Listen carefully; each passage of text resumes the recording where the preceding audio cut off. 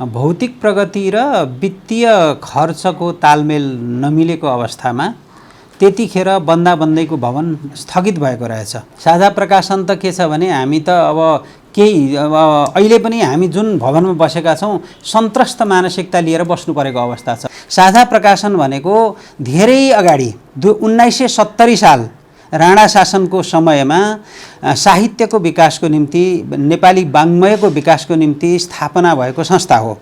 जनक शिक्षाले मात्रै छाप्ने किसिमको स्थिति भएछ र त्यसले गर्दाखेरि चाहिँ झन् साझा प्रकाशनको काम घट्यो।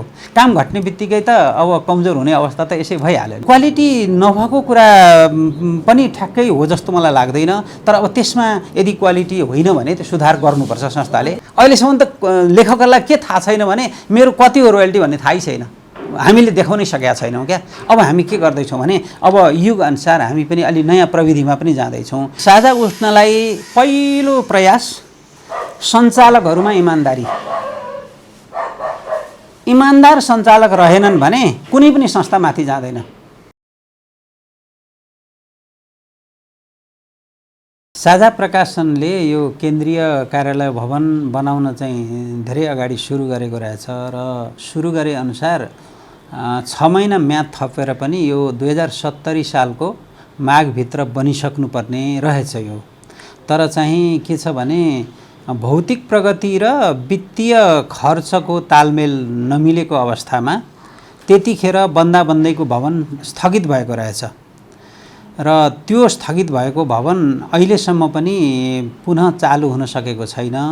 र हामीले गत 77 साल पुसमा भएको साधारण सभा, यो साझा प्रकाशनको साधारण सभाबाट नयाँ कार्य समिति अथवा नयाँ सञ्चालक समिति आइसकेपछि र यसलाई अलिकति अब कसरी यसलाई अगाडि बढाउने भन्ने सन्दर्भमा केही कुराहरू सुरु भएछन् र पछि सञ्चालक समितिबाट पछि म 8 महिना अगाडि म चाहिँ महाप्रबन्धक रूपमा यहाँ आइसकेपछि हामीले छलफल गऱ्यौँ र सञ्चालक समिति पनि छलफल गऱ्यौँ र यो पुरानो भवन जो बन्न बाँकी छ र यसलाई पुरा गर्न जरुरी छ, यसलाई कसरी अगाडि बढाउने त भन्ने सन्दर्भमा अब आधिकारिक निकायले अध्ययन नगरिकन त यो भवन अगाडि बढ्न सक्ने स्थिति रहेन र त्यसैले हामीले के सल्लाह गऱ्यौँ भनेदेखि नेपाल सरकारको भवन सम्बन्धी आधिकारिक निकाय भनेको भवन विभाग हो र त्यसैले भवन विभागको महानिर्देशकज्यूसँग गएर हामीले उहाँको राय माग्दाखेरि उहाँले के भन्नुभयो भने सिधै गएर हामीले साझा प्रकाशनको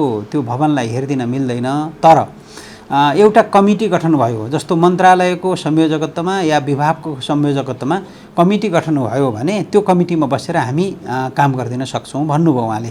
र त्यसैले उहाँको सुझाव अनुसार हामीले विभागको उपरजिस्ट्रारको संयोजकत्वमा भवन विभागको एकजना इन्जिनियर पनि सदस्य र हाम्रो साझा प्रकाशनको लेखा शाखा हेर्ने लेखा प्रमुखलाई सदस्य राखेर हामीले एउटा कमिटी गठन गरेका छौँ। यो चाहिँ विभागले कमिटी गठन गरेको छ र त्यो कमिटीले अहिले यसका पुराना कुराहरू अध्ययन गरिरहेको अवस्था छ र त्यो कमिटीको निर्क्युल आइसकेपछि कमिटीले दिएको सुझाव अनुसार जे गर्नुपर्छ त्यो चाहिँ अनि साझा प्रकाशनले अगाडि बढाउँछ।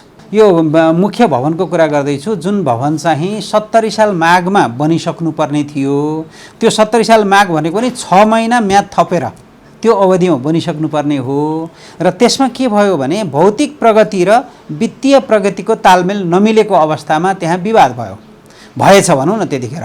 र त्यो विवाद भइसकेपछि त्यो काम रोकियो। काम रोकेपछि ठेकेदारसँग ठेक्का तोड्ने काम पनि भएन, संस्थाले अरू फर्दर काम लगाउने कुरा पनि भएन र त्यसैले त्यो चाहिँ यति लामो अवधिसम्म केही नभइकन यत्तिकै बसिरहे जस्तो देख्यौँ हामीले। र अब हामी नयाँ टिम आइसकेपछि चाहिँ यो नयाँ कमिटी बनाएर त्यसलाई अब कुन किसिमले यसलाई निकाल्ने त भन्ने सन्दर्भमा अध्ययन भइरहेको छ। पुराना कागजपत्रहरू र सबै कुराहरूको अध्ययन गरेर त्यो कमिटीले जे निष्कर्ष निकाल्छ त्यसको आधारमा अगाडि बढ्छ। अर्को भवनको सन्दर्भ चाहिँ के हो भने अर्को भवन चाहिँ 72 सालको भूकम्पले क्षतिग्रस्त भयो। क्षतिग्रस्त भइसकेपछि भूकम्पका के अरे भूकम्प चाहिँ सम्बन्धी जुन अड्डाबाट आएर यहाँ निरीक्षण गर्ने कामहरू भयो र त्यसमा चाहिँ यी अब कस्तो छ भने जोखिमपूर्ण घरहरू भए र यो चाहिँ घर बनाइदिनका निम्ति हामीले अनुरोध गऱ्यौँ। अनुरोध गर्दाखेरि भूकम्प पुनर्निर्माण के अरे भूकम्पग्रस्त भवनको पुनर्निर्माण प्राधिकरण जुन बनेको थियो त्यो प्राधिकरणमा यो योजनाको रूपमा गयो पनि, तर अन्तिम समयमा चाहिँ यो बजेटको निकासा हुन नसकेको कारणबाट हाम्रो यो कार्यक्रम रोकिएपछि नयाँ वर्षमा अहिले चाहिँ हामीले पुनः हामीले शहरी विकास मन्त्रालयलाई अनुरोध गरेर हाम्रो मन्त्रालय मार्फत भनेको हाम्रो सम्पर्क मन्त्रालय भनेको भूमि व्यवस्था सहकारी तथा गरिबी निवारण मन्त्रालय हो। त्यो मन्त्रालय मार्फत हामीले सिफारिस गरेर शहरी विकास मन्त्रालयमा पत्र पुर्याएका छौँ र हाम्रो अनुरोध चाहिँ यो काम यो चाहिँ भूकम्पग्रस्त भवनहरूको पुनर्निर्माणको काम चाहिँ शहरी विकास मन्त्रालय मार्फत जुन आधिकारिक निकाय हो त्यस मार्फत होस् भन्ने अनुरोध छ। यो असीमित असर छ। साझा प्रकाशन त के छ भने हामी त अब केही अब अहिले पनि हामी जुन भवनमा बसेका छौँ सन्त्रस्त मानसिकता लिएर बस्नु परेको अवस्था छ। यहाँहरूले हेर्नुभयो भने विभिन्न ठाउँमा टेको लगाएर हामी बसेका छौँ। यो अत्यन्तै काम चलाउ हिसाबले बसेको मात्रै अवस्था हो र त्यसैले अब आफूसँग शक्ति नभएपछि जस्तो परिवेश भए पनि अथवा जस्तो परिस्थिति भए पनि भोग्नु पर्दो रहेछ। त्यो हिसाबले अत्यन्त अप्ठ्यारो गरेर हामीले काम चलाइरहेका छौँ। एउटा भवनमा मेसिनहरू राखेका छौँ, हामीले मेसिन सञ्चालन गरिराखेका छौँ। अब अर्को भवनमा किताबहरू राखेका छौँ जसलाई हामीले व्यवस्थित गर्न पनि सकेका छैनौँ, किनभने त्यहाँ फ्रिक्वेन्टली पस्ने निस्किने पनि डर लाग्ने अवस्था छ। र अर्को भवनमा हामीले कार्यालय सञ्चालन गरिरहेका छौँ, विभिन्न शाखाहरू बसेर काम गरिरहेका छौँ, प्रशासनिक कामहरू गरिरहेका छौँ र यसरी तीनटा भवनहरू चाहिँ जोखिमपूर्ण अवस्थामा हुँदै पनि हामीले काम गर्नु परेको छ। अलिकति साझा प्रकाशनलाई गहिराईमा गएर केलाउनु पर्ने हुन्छ। अरू प्रकाशनको दीर्घकालीन उद्देश्य र साझा प्रकाशनको दीर्घकालीन उद्देश्यमा धेरै फरक छ। साझा प्रकाशन भनेको धेरै अगाडि 1970 साल राणा शासनको समयमा साहित्यको विकासको निम्ति नेपाली वाङ्मयको विकासको निम्ति स्थापना भएको संस्था हो। त्यो भनेको के हो त भन्दाखेरि साहित्यकारहरूले लेख्ने सामग्रीहरू चाहिँ लाई सहयोग गर्न, साहित्यकारहरूलाई सहयोग गर्नका निम्ति र नेपालीमा आफ्ना के अरे कृतिहरू चाहिँ राम्ररी आउन् र विभिन्न साहित्यका विधाहरू फस्टाउन् र नेपाली वाङ्मयको विकास होस् भन्ने उद्देश्यले राखेको 1970 मा गोरखा भाषा प्रकाशिनी समितिको नामबाट स्थापित संस्था 1990 मा जाँदाखेरि नेपाली भाषा प्रकाशिनी समिति भएको हो र त्यही नेपाली भाषा प्रकाशिनी समिति चाहिँ 2021 सालमा आउँदाखेरि साझा प्रकाशनको नाममा चाहिँ विकसित भएर अथवा रूपान्तरित भएर सञ्चालन भइरहेको अवस्था हो र त्यसैले साझा प्रकाशनले धेरै जिम्मेवारी वहन गर्नुपर्छ। साझा प्रकाशन भनेको केवल साहित्यको मात्रै उत्थानमा होइन, समग्र नेपाली वाङ्मय जस्तो भनौँ न। आज चाहिँ एउटा विज्ञानको पुस्तक लिएर एकजना सर अघि आउनु भएको थियो यहाँ, त्यो विज्ञानको पुस्तक पनि साझा प्रकाशनले छाप्छ। अब साझा प्रकाशनले विभिन्न संस्कृतिका कुराहरू छाप्छ। भनौँ न, नेपाली संस्कृति त विविधतायुक्त छ हैन। मधेसमा एउटा किसिमको संस्कृति होला, तराईमा अर्को किसिमको संस्कृति होला, पूर्वमा एक किसिमको होला, पश्चिममा एक किसिमको होला र सबै संस्कृतिको एउटा संयोजित स्वरूप न हो नेपाली संस्कृति हो। त्यसको उत्थानका निम्ति हामीले लगानी गर्नुपर्ने, काम गर्नुपर्ने भएको हुनाले साझा प्रकाशन बढी जिम्मेवार भएर काम गर्नुपर्ने अवस्था रहन्छ।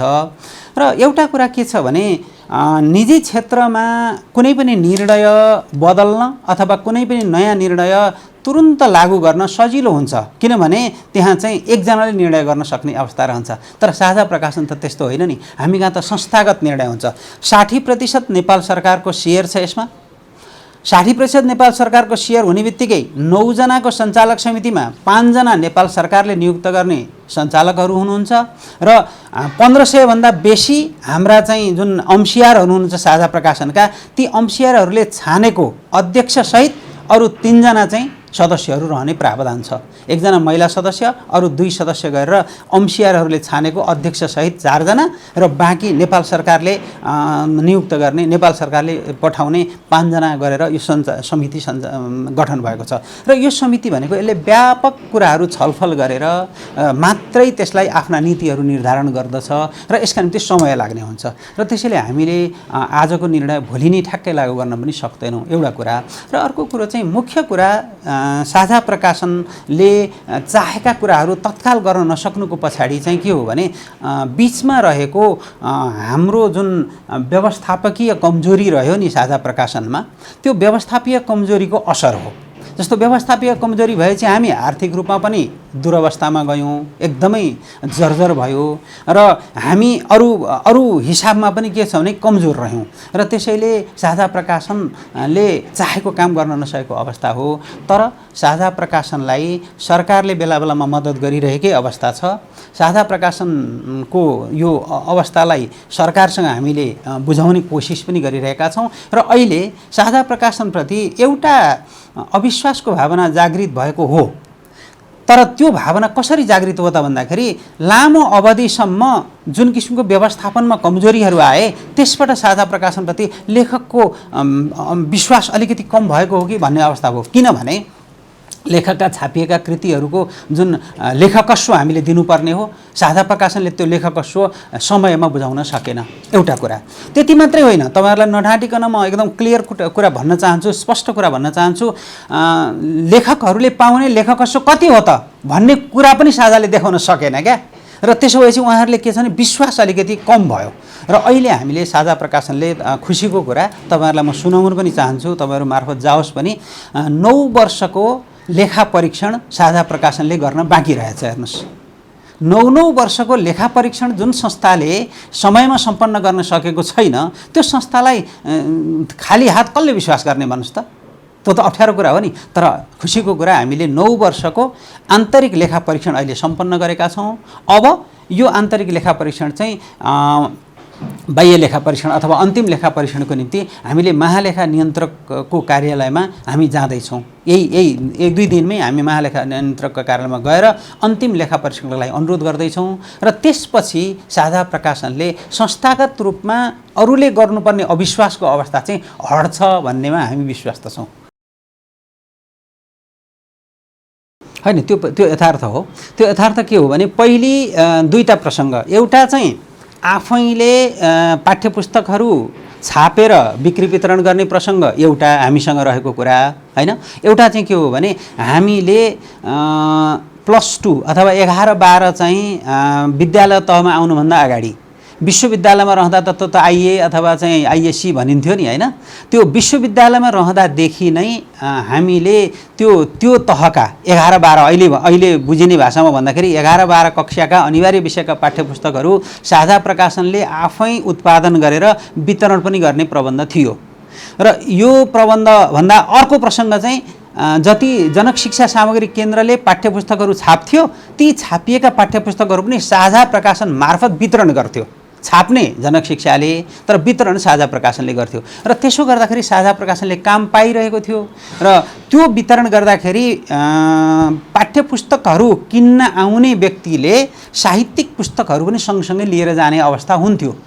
र पछि जब 11-12 को किताब पनि 2-3 वर्ष अगाडिदेखि, 2 वर्ष अगाडि भनौँ न, 2 वर्ष अगाडिदेखि टोटल्ली जनक शिक्षाले मात्रै छाप्ने किसिमको स्थिति भएछ। र त्यसले गर्दाखेरि चाहिँ झन् साझा प्रकाशनको काम घट्यो। काम घट्ने बित्तिकै त अब कमजोर हुने अवस्था त यसै भइहाल्यो नि। र त्यसैले हामीले अहिले अनुरोध के गरिरहेका छौँ भने यो 11-12 को पाठ्यपुस्तकहरू जो छ त्यो चाहिँ शिक्षा मन्त्रालयसँग अनुरोध गरेर, किन साझा प्रकाशनले हामीले राम्ररी पहिली काम गरिरहेको अवस्था हो र त्यो काम चाहिँ हामीले गर्न सक्छौँ र हामीलाई त्यो काम दिनुपर्छ है भनेर हामीले अनुरोध गरिरहेको अवस्था छ। र त्यो काम हामीले पायौँ भने हामी हाम्रा साहित्यिक पुस्तकहरू, म त वाङ्मयको कुरा भन्छु, साहित्य मात्रै हुँदैन त्यसभित्र, त्यसमा चाहिँ जस्तो भनौँ न बोट बिरुवाको जानकारी दिने किताब पनि हामीसँग छन् होइन। त्यसैले इतिहासका विभिन्न पुस्तकहरू पनि छन्। त्यसैले साहित्यिक गैर साहित्यिक विभिन्न खालको पुस्तकहरू हामी आफ्नो उत्पादन त गर्छौँ नै, गरिरहन्छौँ। दोस्रो संस्करणहरू पनि हामीले तेस्रो संस्करण निकाली पनि राखेका छौँ र त्यो त आफ्नो काम छँदैछ हाम्रो, त्यो चाहिँ सेवामूलक काम हो, त्यसबाट नाफा हुँदैन।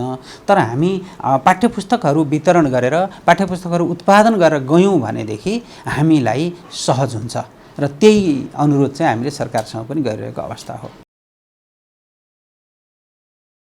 हैन, त्यस्तो पनि मलाई लाग्दैन, किनभने बजारमा जुन कागजहरू आउँछन् ती कागजहरूमै हामीले छाप्ने हो। हामीले पनि क्वालिटी नभएको अथवा गुणस्तरहीन कागजमा हामीले छाप्दैनौँ। यो चाहिँ कुरा के हो भने अलिअलि चाहिँ यो प्रतिस्पर्धामा जाँदाखेरि एकले अर्काको कमजोरी देखाउनुपर्छ अरे क्या, त्यो हिसाबले होला। तर हामी चाहिँ त्यसो भन्दैनौँ। साझा प्रकाशनले अर्काको कमजोरी देखाउने प्रवृत्ति राख्दैन, हामी त्यसो गर्दैनौँ। किनभने अब क्वालिटी नभएको कुरा पनि ठ्याक्कै हो जस्तो मलाई लाग्दैन। तर अब त्यसमा यदि क्वालिटी होइन भने त्यो सुधार गर्नुपर्छ संस्थाले। साझा प्रकाशन जब अलिकति आर्थिक रूपमा कमजोर हुँदै गयो त्यतिखेर चाहिँ अब वास्तवमा पहिले अब कर्मचारीहरूको सङ्ख्या पनि अलिक बेसी नै रहेछ। कर्मचारीहरूको सङ्ख्या बेसी रहेको हुनाले र संस्थाले धान्न नसक्ने अवस्था हुनाले 73 सालतिर चाहिँ थुप्रै कर्मचारीहरूलाई स्वैच्छिक अवकाशमा पठाउने निर्णय संस्थाले गर्यो र तर त्यतिखेर स्वैच्छिक अवकाशमा पठाउने निर्णय गर्दाखेरि संस्थासँग उनीहरूलाई दिनुपर्ने उपदान लगायतका सुविधाहरूको केही रकम रहेनछ। हेर्नुहोस् है, खाली हात उहाँहरूलाई बाहिर पठाएपछि कर्मचारीमा त विद्रोह हुने नै भयो र के भएछ भने 4-5 वर्ष लगाएर केही सरकारले दिएर र केही चाहिँ संस्थाकै आर्जनबाट 30 करोड रकम त्यतिखेर सुरुमा जतिखेर उहाँहरू चाहिँ स्वैच्छिक अवकाशमा जानुभयो त्यतिखेर 30 करोड रकम चाहिँ उपदान लगायतको उहाँले पाउने सुविधा, कर्मचारीहरूले पाउने सुविधा बापतको दायित्व रहेछ। त्यो दायित्व चाहिँ 25 करोडको दायित्व चाहिँ गत वर्षसम्ममा भुक्तानी भइसकेको अवस्था हो र अहिले चाहिँ अब 5 करोड 4 लाख, अहिले हामीले हिसाब गर्दाखेरि 5 करोड 4 लाख चाहिँ 142 जना कर्मचारीहरूलाई भुक्तानी दिन बाँकी दायित्व देखिन्छ। र यो दायित्व चाहिँ के छ भने हामीले अहिले सरकारसँग साझा प्रकाशनसँग रहेको जग्गा धितो राखेर सरकारसँग हामीले ऋण मागेका छौँ।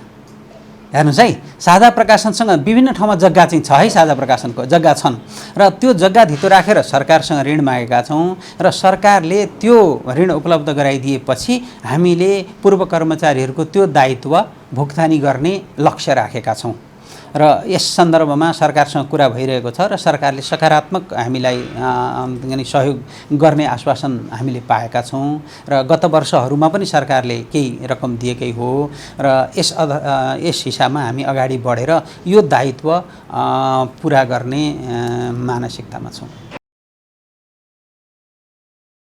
मेरो विश्वासमा साझा प्रकाशन गौरवशाली इतिहास भएको संस्था हो र भविष्य पनि साझा प्रकाशन उज्यालो भएको संस्था हो, तर वर्तमान चाहिँ शून्य। तर यो शून्य अवस्था के हो भने किन भएको भन्दाखेरि हाम्रो निष्क्रियताले शून्य भएको हो। हामी सक्रिय हुने बित्तिकै यो शून्य अवस्थाबाट हामी उठ्न सक्छौँ। किनभने अहिले तपाईँलाई सानो उदाहरण, अहिले यहाँले अस्ति यो हामीले 2 हप्ताको पुस्तक प्रदर्शनी गऱ्यौँ।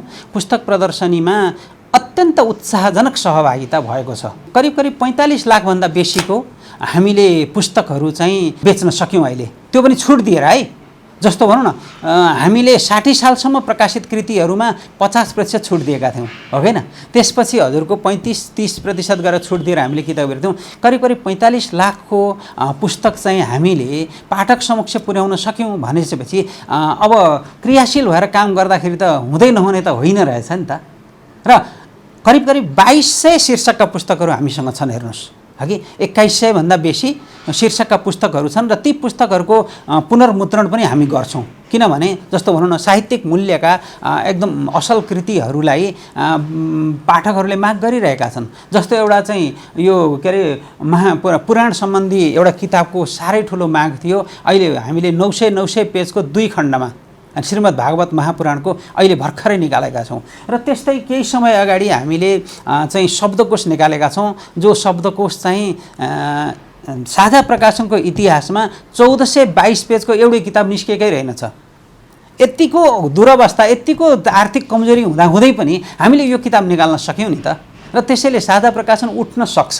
अहिले चैतमा मात्रै 8वटा किताबहरू साहित्यिक मूल्यका किताबहरू, कुनै समालोचना छन्, कुनै कविता छन्, कुनै चाहिँ के अरे नियात्रा छन्, यस किसिमका पुस्तकहरू हामीले निकालेका छौँ। 8वटा किताब यो चैतमा मात्रै निस्किएको छ र हामीले यो किताब निकाल्ने क्रम अरू पनि राखेका छौँ। गत केही वर्षहरू किताब निस्किन सकेनन्, नयाँ किताबहरू होइन।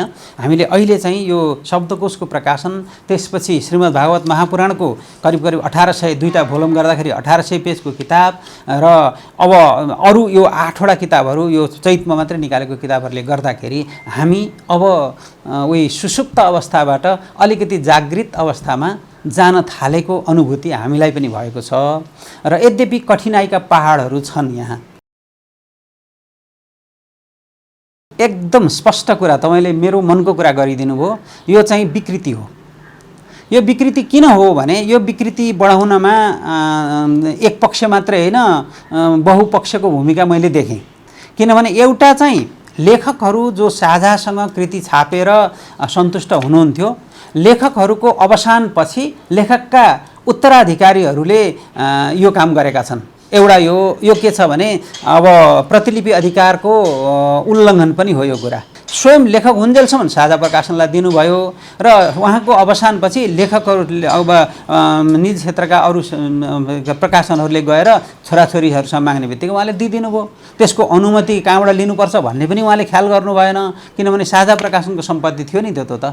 यो विकृति छ। यो विकृतिलाई रोक्न साझा प्रकाशनले नसकेको अवस्था पनि हो र छ।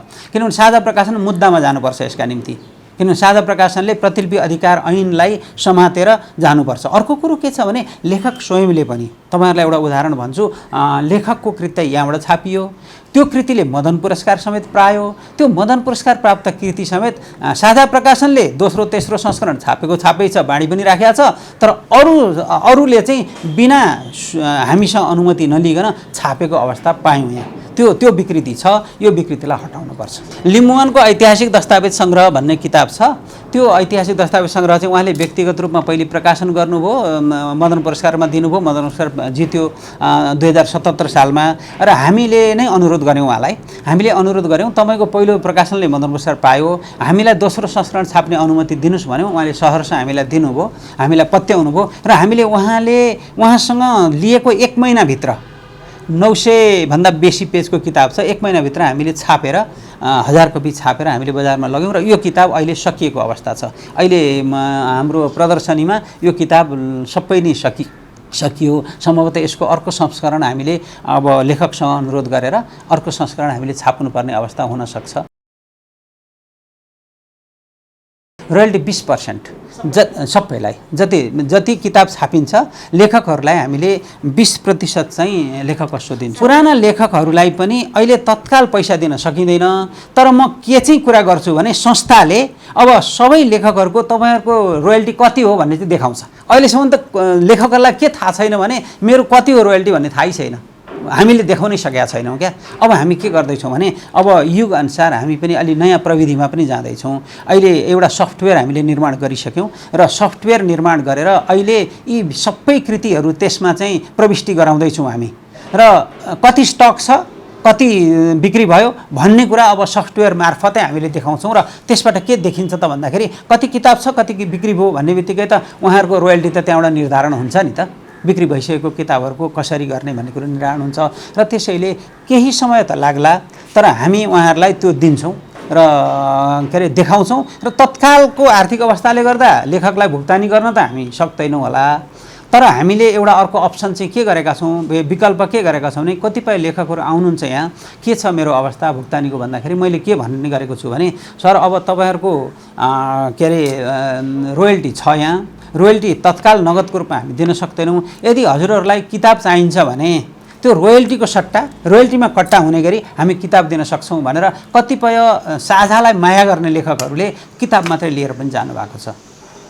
त्यो हिसाबले अब लेखकहरूले साझालाई माया गर्ने क्रम चाहिँ एकदमै राम्रो छ। किनभने केही हदसम्म रुष्ट रहे पनि समग्रमा साझा सप्रियोस्, साझा उठोस्। किनभने साझा भनेको समग्र नेपाली संस्कृति र नेपाली वाङ्मयको धरोहर हो भन्ने कुरा सबै लेखकलाई थाहा छ। साझा उठ्नलाई पहिलो प्रयास सञ्चालकहरूमा इमान्दारी, इमान्दार सञ्चालक रहेनन् भने कुनै पनि संस्था माथि जाँदैन। पहिलो आधार त्यही हो, किनभने नैतिकता नभएको मान्छेबाट कुनै राम्रो काम हुँदैन हेर्नुहोस्। र त्यसैले पहिलो कुरा इमान्दारी चाहिन्छ र दोस्रो कुरा चाहिँ के छ भने सरकारको सहयोग चाहिन्छ। किनभने सरकारले नीतिगत सहयोग गरेर काम गर्न सक्छ, सरकारले अरू किसिमले पनि सहयोग गरेर काम गर्न सक्छ। किनभने 60% सरकारको सेयर भएको संस्थामा सरकारले त हेर्नुपर्छ नि, पर्दैन र? सरकारले सहयोग गर्नुपर्छ। र अर्को कुरो चाहिँ के छ भने हामीले फजुल खर्च घटाउनुपर्छ। जो कुरा फजुल खर्च अहिले त हामीले घटाइ नै सकेका छौँ, किनभने खर्चै छैन, फजुल के गर्ने र, होइन? त्यसैले अहिले हामीले घटाएका छौँ। जस्तो भनौँ न, नचाहिँदो दरबन्दी हामीले राखेका छैनौँ। 282 जना दरबन्दी रहेको, स्वीकृत दरबन्दी रहेको संस्थामा अहिले हामीले औचित्य र आवश्यकताका आधारमा 124 दरबन्दी मात्रै कायम गरेका छौँ। र त्यसमा पनि जम्मा 75 जना कर्मचारी भएर हामीले अहिले काम गरिरहेका छौँ। 124 दरबन्दी यद्यपि छ र पहिलेको जस्तो त्यो अन्धाधुन्ध रूपमा कसैलाई जागिर खुवाउने रूपमा हामीले नयाँ भर्ना गरेर काम गर्ने भन्ने प्रश्नै आउँदैन अब। र त्यसैले यसमा हामी सचेत रहनुपर्छ र यी किसिमले हामी अगाडि बढ्यौँ भने हामी गर्न सक्छौँ जस्तो लाग्छ। जस्तो उदाहरणको रूपमा हामीले नहुँदै पनि मैले तपाईँलाई दोहोऱ्याएर भने हामीले शब्दकोश छाप्यौँ। अब गत वर्ष के अरे मदन पुरस्कार प्राप्त भएको ठुलो कृति ल्याएर हामीले छाप्न सक्यौँ 1 महिनाभित्र। र एउटै महिनामा 8वटा किताब छापेका छौँ हामीले।